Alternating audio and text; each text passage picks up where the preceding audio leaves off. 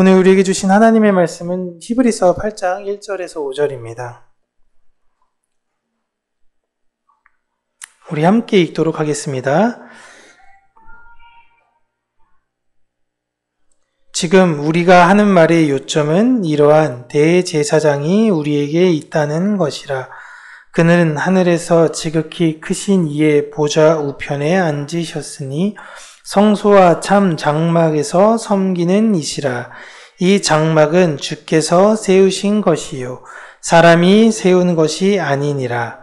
대제사장마다 예물과 제사 드림을 위하여 세운 자니 그러므로 그도 무엇인가 드릴 것이 있어야 할지니라.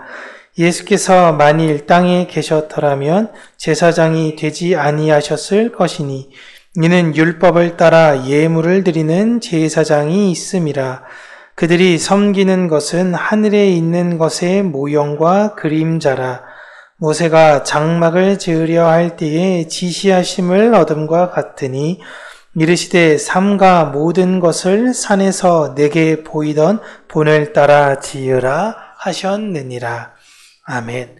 이제 성막과 그리스도, 이제 성막에 관해서 두 번째 요약하는 우리가 시간을 가지도록 하겠습니다. 이제 지금의 시대를 포스트 모더니즘이라고 부르죠. 모더니즘 이후의 시대인 것이고, 포스트 모더니즘에 관한 철학 중에 핵심 사상이 여러분 해체주의입니다. 해체주의. 프리드리히 니체로부터 시작이 되었다라고 보여지는 이 해체주의가요, 자크 데리다라는 프랑스 철학자로 인하여 굉장히 많이 유명해졌어요. 이 사람에 대해서는 많이 엇갈리는데 유럽에서는 굉장한 철학자로, 미국에서는 사기꾼으로 이렇게 불리우고는 있는 사람이긴 합니다.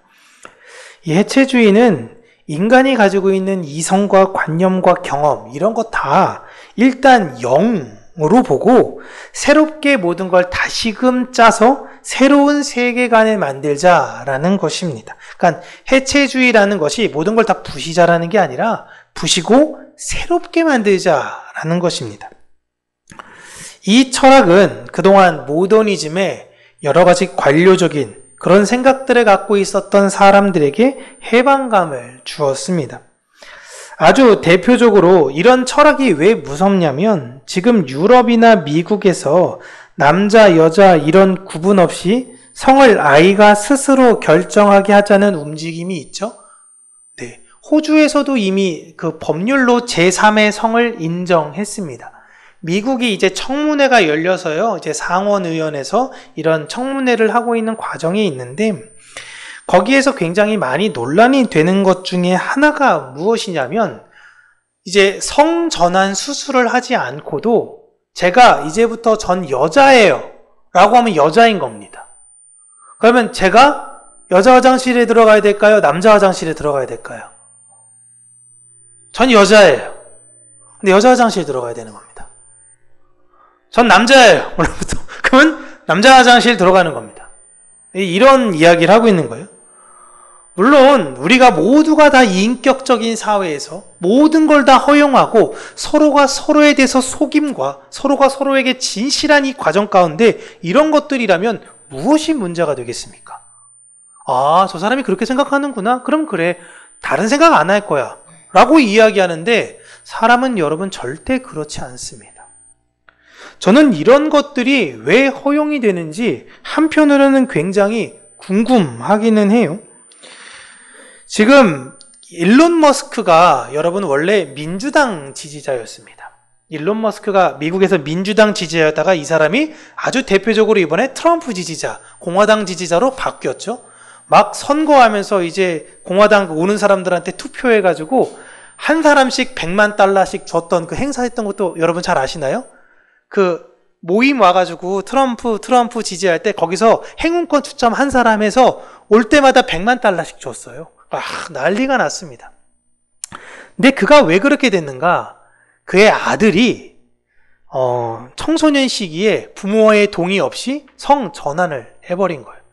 근데 이걸 학교에서 그렇게 교육하고 아무도 이거에 말리지 않고 사회가 이렇게 흘러간다라는 거에 대해서 일론 머스크가 굉장히 분노했습니다. 그래서 조던 피터슨이라는 사람이랑 이거에 대해서 토론하는 내용도 있죠. 그동안 우리가 알고 있던 근본적인 모든 것들을 다 해체하자, 다 새롭게 하자. 이게 지금의 포스트 모더니즘입니다. 결혼이라는 제도도 여러분 마찬가지예요. 동성끼리 부부가 얼마든지 될 수 있는 나라가 많이 있습니다. 이들은 아이를 낳을 수 없으니까 결국 아이를 입양해요. 이 아이는 우리 둘이 잘 이야기하면 설득될 거라고 그들은 주장합니다. 그건 본인들 입장 아닌가요? 아이는 학교에 갔는데 너의 엄마는 누구야? 너희 아빠는 누구야? 엄마 아빠가 없는데? 그냥 제1부모, 제2부모. 이거 지금 유럽에서 하고 있는 거죠. 엄마 아빠 얘기를 아예 안 합니다. 이 문제 때문에. 제1부모가 있고 제2부모가 있어요. 여기서 누가 또 제1부모냐? 이게 얘기가 많죠. 성도 기존엔 아버지의 성을 따라가다가 우리나라도 이제 엄마 성 따라갈 수 있는 거 아시죠? 그죠? 제가 예전부터 우려했던 이러다가 돈 진짜 많은 외동딸이 있는 집으로 대릴 사위가 들어가면 분명히 그 성도 포기해야 된다. 이 내용이 지금 나오고 있습니다. 이젠 엄마 성 따라가는 거예요. 애가. 돈 많은 집안에서는요. 제가 또 가장 걱정되는 것 중에 하나가 사실 만 나이 되게 걱정 많이 하고 있습니다. 행정적으로는 다 만 나이가 되어져 가고 있어요. 행정적으로 만 나이 안 쓰는 게 없습니다. 여러분 65세 이상일 때 만 나이는 64세인데 그렇다고 해서 여러분 적용되나요? 적용 안 됩니다. 만 65세, 만 70세 정확하게 그때부터 적용이 됩니다. 근데 우리나라에서 이제 만 나이를 없애버렸죠.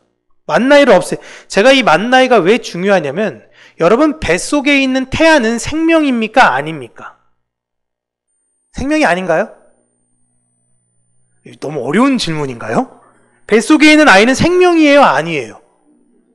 생명이죠. 근데 태어나면 몇 살이에요? 빵살이에요. 빵살. 이게 만 나이의 기준 아닙니까? 1년이 지나야 한 살이에요. 그러면 다시 한번 얘기해 볼게요. 이 아이는 생명입니까? 아닙니까?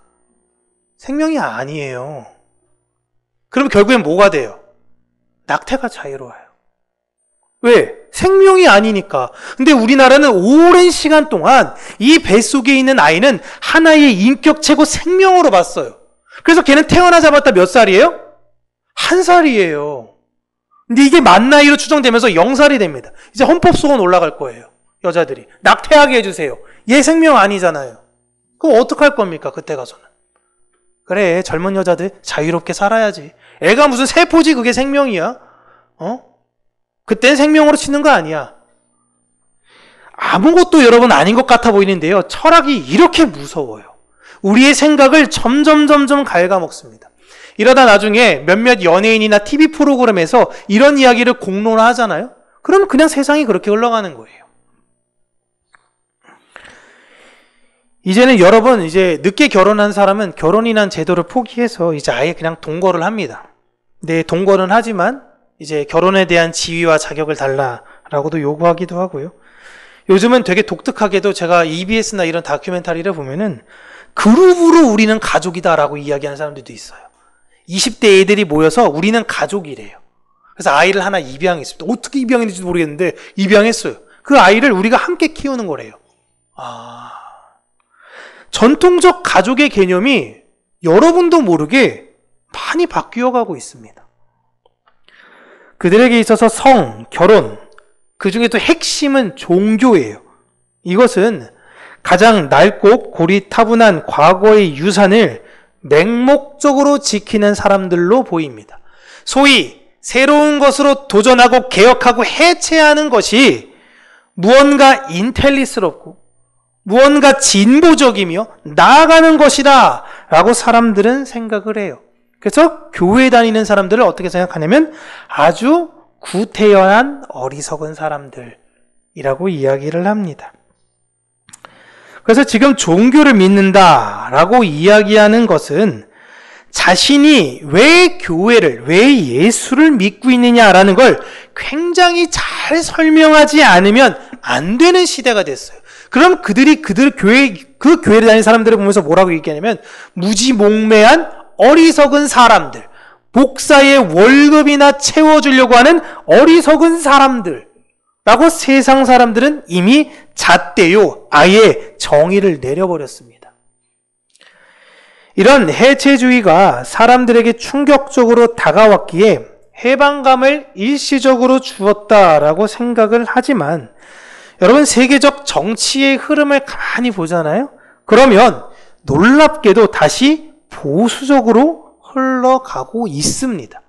보수적인 사람들을 계속 나라에서는 뽑아요.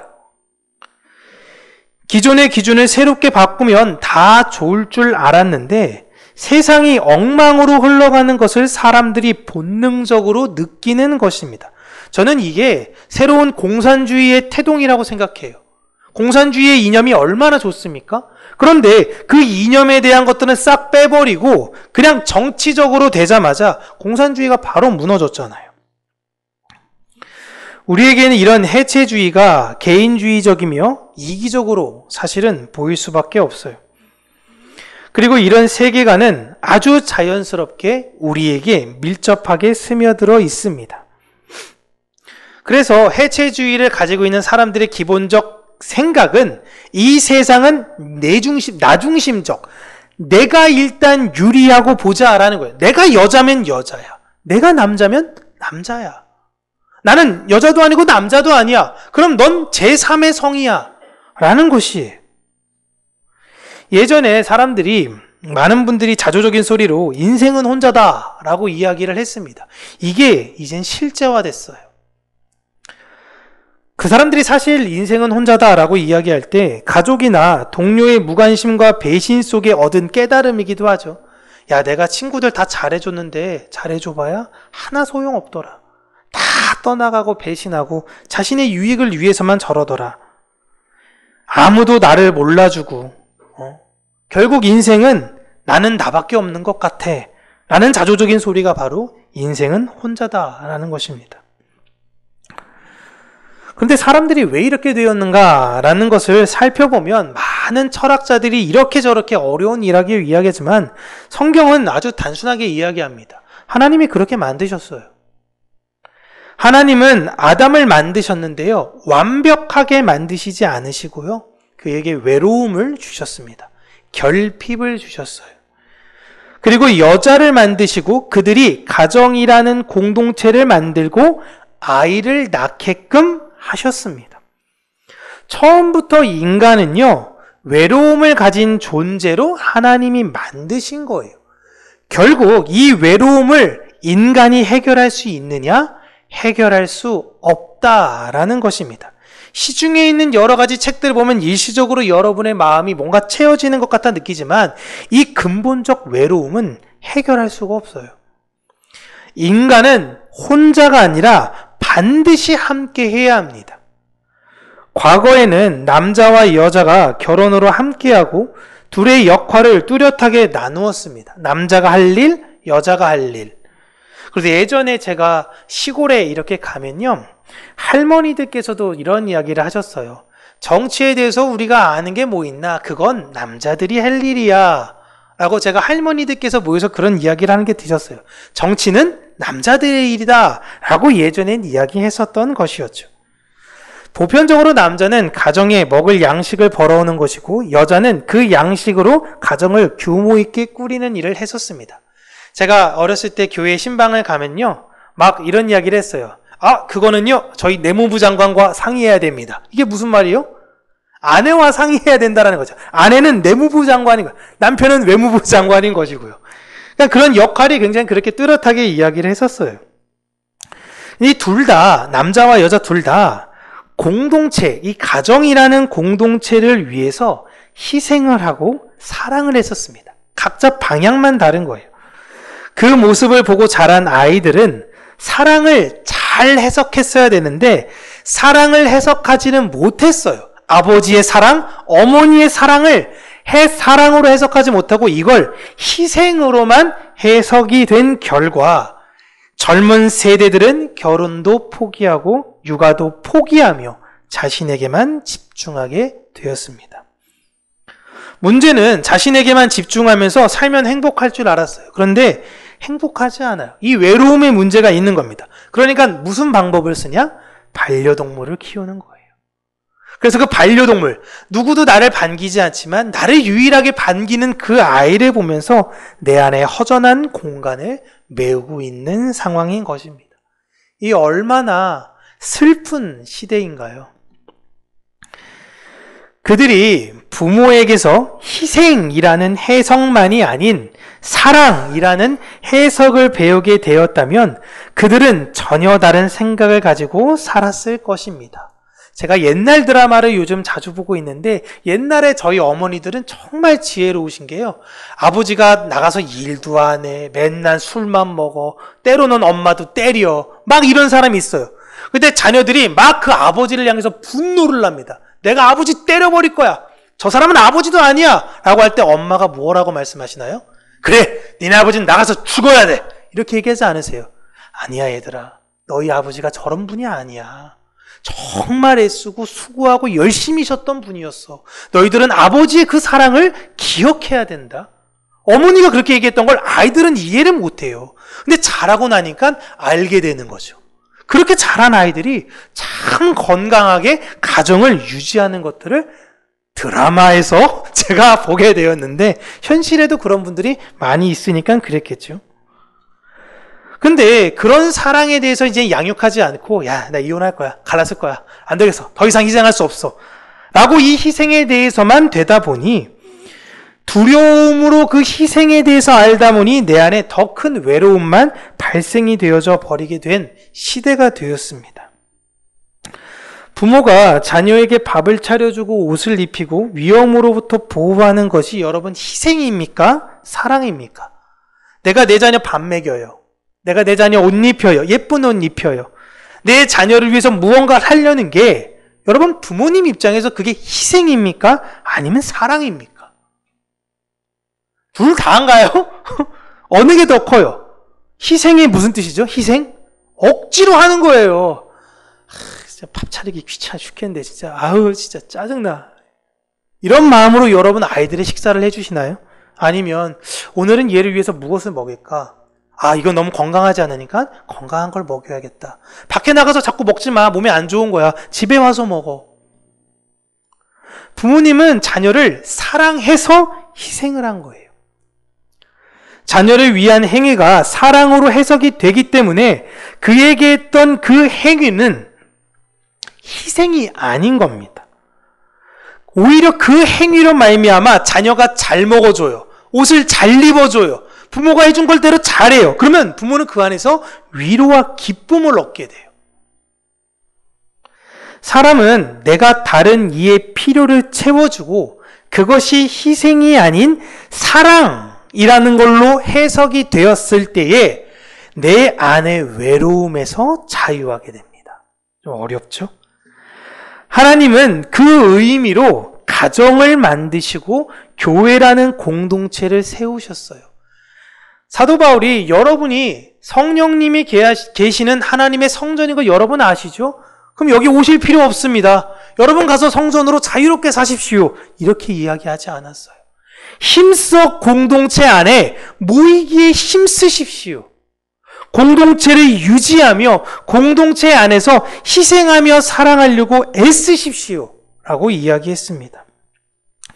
오늘 이야기할 이 성막은 하나님께서 뚝딱뚝딱 아주 능력 좋은 사람 한 사람이 세워라 라고 말씀하지 아니하셨고요.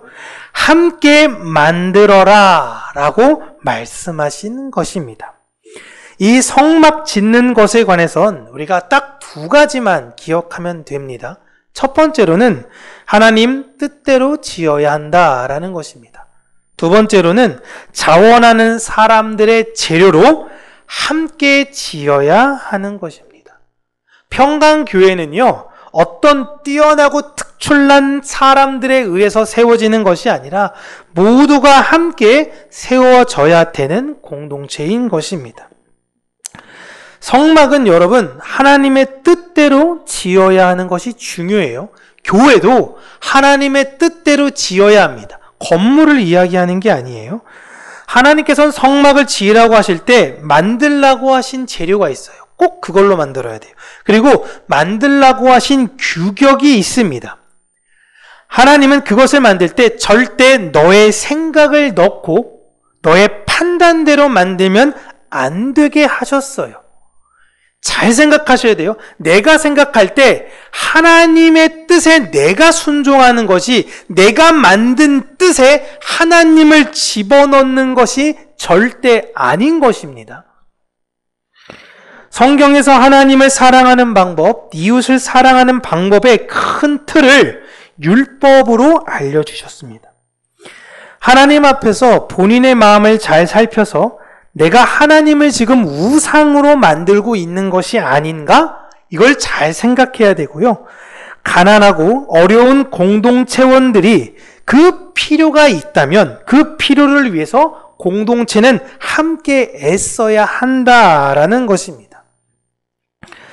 예수님께서 성전에서 짐승을 돈으로 매매하는 행위를 보시고 그들의 상을 엎으시며 말씀하신 것이 내 아버지의 집은 기도하는 곳이다 라고 하셨습니다.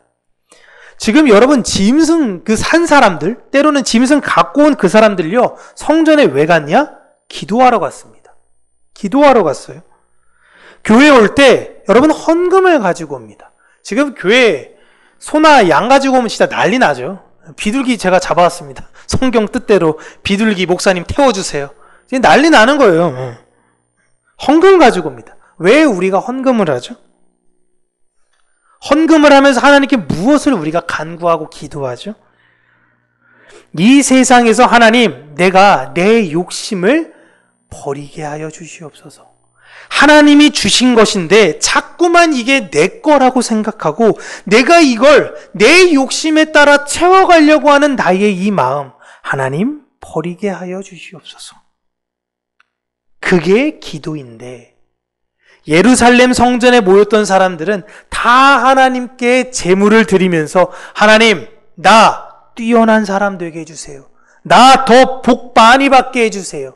이렇게 이야기하고 그걸 대제사장이며 제사장들이 가르치니 너희들이 하나님을 강도로 만들어버렸다라는 것입니다.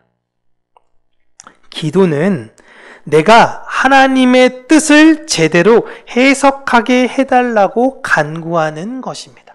하나님의 뜻대로 내가 살게 하여 주시옵소서. 성막은 그런 기도가 이루어지는 곳이에요. 하나님의 뜻을 알고자 하는 사람들이 모인 곳, 그래서 이 평강교회가 바로 성전인 것입니다. 하나님의 뜻을 이루고자 하는 사람들이 모이며 하나님의 사랑을 행하려고 하는 사람들이 모인 곳, 그곳이 바로 성막이고 성전이며 하나님 나라인 것입니다. 그렇게 이곳은 하나님 뜻을 알고자 하는 사람들이 모인 곳이어야 해요. 교회의 왜가 하나님 알려고 하는 거야. 내가 얼마나 연약한지 알려고 가는 거야. 그곳이 바로 평강교회예요. 그런 성막을 하나님께서는 초월적인 힘으로 그냥 하나님께서 딱 만드신 것이 아니라 우리가 함께 만들어야 하는 것입니다.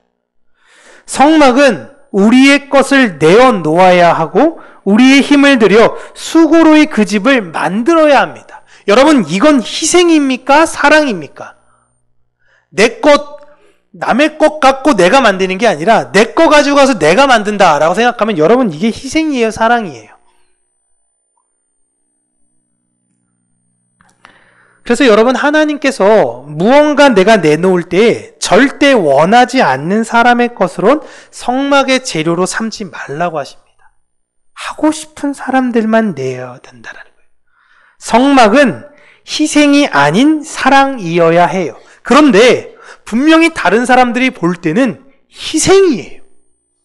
다른 사람들이 여러분에게 교회에 앉는 사람들이 그런 질문하지 않습니까?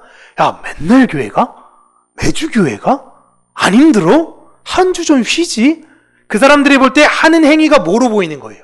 희생으로 보이는 거예요. 근데 내가 그렇게 생각하면 이제 큰일 나는 거죠. 아, 진짜 주일이 안 왔으면 계속 토요일이었으면 좋겠다. 네, 그런 것이 아닌 거죠. 교회라는 공동체는 희생이 아니라 사랑이어야 해요. 교회 청년들이 식당 봉사를 아무도 하지 않았습니다, 옛날엔. 그런데 찬양팀만 가면 서로 하려고 그래요. 근데 이제는 어떤 시대가 됐어요? 그 찬양팀도 안 해요. 조금의 희생도 하고 싶지 않은 거예요. 그러니까 그 희생을 안 하겠다라고 했는데 결국엔 내가 잃어버리는 건 사랑의 마음을 잃어버리게 되는 거예요. 이게 아이러니하죠? 나는 그냥 희생을 했다라고 생각했는데 나는 사랑을 배우는 거고, 희생을 안 하겠다 그랬는데 나는 사랑의 마음을 잃어버리는 것입니다. 이젠 젊은 사람들이 헌금도 안 하죠. 요즘 여러분 예배 거의 다 유튜브로 드려요. 진짜. 너무 좋대요. 특별히 자기가 관계되지도 않는데 어떤 특정 목사님을 딱 지명해서 그 목사님과 함께하는 건 빠지지 않고 잘 본다고 합니다. 그래서 제가 얘기했어요. 그 교회 나가. 뭐 얼마 되지도 않더만 거리도 나가. 부담스러워요. 거기서 조언은 듣고 그러고 싶은데 나가고 싶지는 않다라는 것입니다. 받고만 싶은 거예요, 계속. 아무런 희생 없이 최고의 서비스를 얻고자 하는데 최고의 분리는 사랑과 자유를 그는 잃어버리고 있는 상황인 것입니다. 그렇게 교회는 점점 무너져가고 있는 것으로 보여요. 슬픈 일은 머지않아 점점 좋은 목회자들이 교회에서 이탈하고 말 것이다 라는 해석이죠. 그런데 교회는 절대 무너지지 않습니다. 우리가 이 세상을 살면서 내가 볼 때는 이게 옳아 보이고 저게 틀려 보여. 근데 이렇게 하는 게 좀 더 편해 보이는데 이렇게 하는 게 나은 거 아닌가? 이런 모든 것들이 다 좋은 게 아닐 때가 많이 있어요. 왜 하나님은 내 인생 가운데 나를 이렇게 만드셨지? 내가 볼 땐 이렇게 가는 게 더 좋아 보일 것 같은데 왜 하나님은 나에게 이러한 일들을 자꾸 하시는 거지? 내가 볼 땐 이게 옳아 라고 생각하는 걸 우리는 무너뜨려야 돼요. 하나님의 뜻대로 우리는 지어야 하는 것입니다. 하나님께서 완벽하고 완전한 뜻 안에서 진짜 이 세상에서 사람들이 깨닫지 못하는 사랑과 진리를 우리에게 깨달아 알게 하시기 위해 나에게 그 길을 지금 걷게끔 하시는 거예요.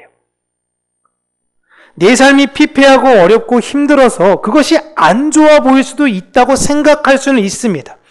다른 이들이 하나님 안 믿고도 잘 사는 모습 보면서 좀 내가 회의감이 몰려올 때도 있을 수 있어요. 내가 혹시 믿음이 부족해서 그런 것은 아닌가? 내가 더 하나님께 간구하지 않아서 그런 것은 아닌가? 내가 헌신하지 못해서 그런 거 아닌가? 라고 해석할 수도 있어요. 아가서에 보면 햇볕에 얼굴이 까맣게 타고 까맣게 그을린 술람미 여인이 약속으로 오시기로 했던 왕인 솔로몬 왕이 오지 않자 막 전전긍긍합니다. 나 소방 맞은 거 아니야? 나 이제 잊어버린 거 아니야? 나 못생겨가지고 그러는 거 아니야? 왜 이렇게 더디 오시지? 막 걱정합니다. 그래, 내가 무언가를 좀 해야 되는 거 아닐까? 라고 생각할 때에 주변에 다른 여인들이 와서 너 너무 외모에 대해서 안 꾸미고 있는 거 아니야? 너 이렇게 좀 더 해가지고 왕을 좀 잘 기다려야지 라고 훈수를 둡니다. 그러자 흔들려요. 내가 못생겨서 그런가? 내가 좀 뭔가 부족해서 그런가? 그래서 왕의 은총이 나에게 없는 것은 아닌가? 여러분, 이 세상을 사는 우리가 이런 술람미 여인처럼 하나님을 오해해서 내가 무언가 잘못해서 무언가 돼서 그런 건 아닌가? 물론 그렇게 생각하는 건 너무 좋아요. 그러나 거기에 너무 침체적으로 빠지지 마십시오. 그렇지 않다는 겁니다. 솔로몬 왕이 술람미 여인에게 이야기해요. 너의 모습 있는 그대로 사랑해요. 나의 사랑, 나의 어여쁜 자야. 일어나 나와 함께 가자. 하나님은 여러분을 있는 모습 그대로 사랑하고 계십니다. 우리는 내 뜻대로 내 생각에 빠져가지고 하나님을 오해하고 하나님을 이렇게 저렇게 만들고 이런 것이 아니라 하나님이 이러한 분이시지라는 걸 굳게 믿고 그 길을 걸어가면 돼요. 하나님이 이스라엘에게 원하셨던 것은 자신에게 주어진 만나에 감사하며 하나님을 믿고 신뢰하며 순종하는 것이었습니다. 그 순종하는 사람들이 함께 모인 곳이 바로 교회예요. 인생의 성막을 만드시다 보면 힘드실 거예요. 교회에서도 저는 우리 권사님들 정말 대단하다라고 생각이 드는 게 쟨 좀 다음 세대들이 좀 원래 할 때 되지 않았습니까? 40대부터 했는데 20년 동안 하셨고 앞으로 언제까지 본인이 하시다가 권사님들이 관두시면요, 여러분 다음 누가 이제 이어갈까요? 지금 모든 교회가 중식이 없어요. 중식이. 그렇다고 젊은 세대가 아예 없냐? 아니에요. 인생의 성막을 만들다 보면 힘이 듭니다. 그러나 그 기물들 하나하나에 예수님의 은혜가 있어요. 예수님의 사랑이 그 안에 있어서 우리는 힘들고 어렵지만 하나님의 은혜와 사랑으로 잘 만들고 세워져 가야 된다라는 것입니다. 저는 우리 평강교회가 하나님 보시기에 정말 아름다운 하나님 나라, 성막, 성전으로 세워지기를 바라요. 또한 그것이 희생이요, 내가 그냥 진짜 하기 싫은데 할 사람 없으니까 어거지로 내가 하는 것이 아니라 그 안에서 하나님의 주신 그 사랑의 공급하심으로 말미암아, 그래 내가 이걸 하면서 하나님께서 주시는 그 사랑과 은혜를 다시금 채우고 그 사랑을 이웃 사람들에게 전하며 그렇게 아름답게 성장되어지는 정말 복이 드물어지는 교회, 서머나 교회와 빌라델비아 교회와 같은 우리 평강교회가 그 반열에 세워지는 교회가 되어지길 주님의 이름으로 축복합니다. 기도하겠습니다. 참 좋으신 하나님 아버지, 우리가 예수님을 생각하면서 이 세상을 산다라고 이야기하지만 예수님의 그 사랑을 우리가 얼만큼 기억했고 예수님의 사랑을 우리가 받기만을 원하면서 살려고 했던 것은 아닌가 다시금 우리가 오늘 상고하며 하나님께서 우리에게 주셨던 그 말씀과 은혜대로 우리가 내 주변에 있는 이웃을 힘써 사랑하는 자들이 되게 하여 주시고 서로가 사랑하는 그런 아름다운 공동체가 우리 평강교회가 되게 하여 주시옵소서. 예수님 이름으로 기도합니다. 아멘.